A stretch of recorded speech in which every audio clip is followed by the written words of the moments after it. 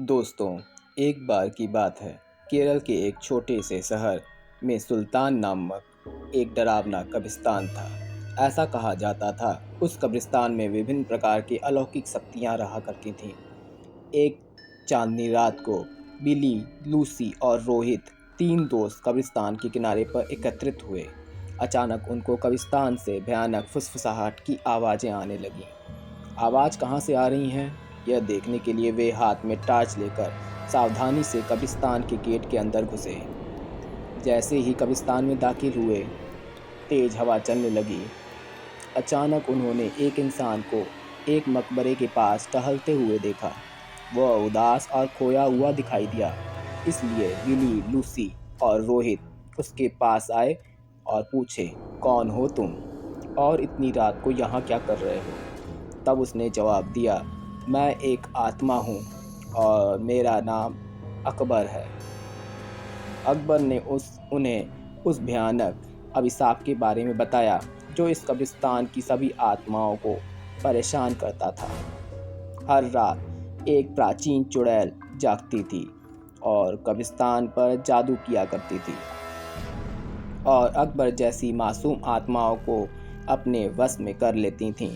अभिशाप को तोड़ने के एकमात्र तरीका कब्रिस्तान की पीछे के जंगल में एक पेड़ के नीचे छुपी हुई मंत्र पुस्तिका को ढूंढना और आधी रात को होने से पहले उसे नष्ट करना था।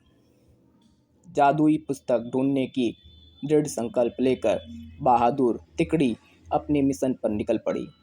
उन्होंने अंधेरे में मकबरों के बीच रास्ता खोजा, जंगल में जाने के लिए, और इस बात का ध्यान रखा कि आराम करने वाली आत्माओं को परेशान न किया जाए।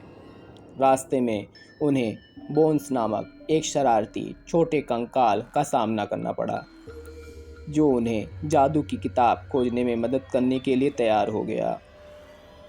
वह कंकाल उन्हें एक पुराने आम के पेड़ के पास ले गया और कहा, इस पेड़ के पत्ते सब अपने पास रख लो।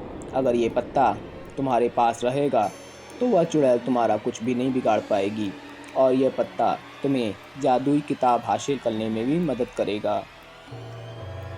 यह कहकर वह कंकाल कब्रिस्तान की ओर वापस चला गया। आम के पत्ते को अपने हाथ में लेकर तीन दोस्त जादुई किताब को ढूंढने लगे। बहुत ढूंढने के पश्चात जंगल में एक झील के अंदर उन्हें चमकता हुआ कुछ दिखाई दिया।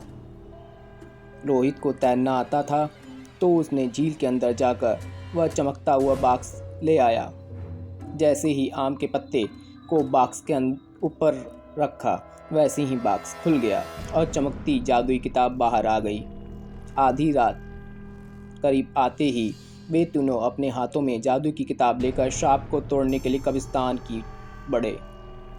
कब्रिस्तान में आकर वे किताब को खोले और एक प्राचीन मंत्र का पाठ किया। मंत्र पाठ करते ही जमीन कांपने लगी और कब्रिस्तान में एक तेज रोशनी आई। वह चुड़ैल जाग गई, गुस्से में दिखाई दी, लेकिन उसकी शक्ति धीरे धीरे कमज़ोर हो रही थी। उसने बिली, लूसी और रोहित को जादुई किताब पढ़ने से रोकने के लिए अपनी जादुई शक्ति का प्रयोग किया, लेकिन उन तीनों पर कोई असर नहीं हुआ, क्योंकि तीनों के पास आम के पत्ते थे और उनकी रक्षा कर रहे थे। धीरे धीरे चुड़ैल की सारी शक्तियाँ खत्म हो गईं और चुड़ैल भस्म हो गई। तो दोस्तों, आपको ये कब्रिस्तान की कहानी कैसी लगी, कमेंट बॉक्स में अवश्य बताइएगा।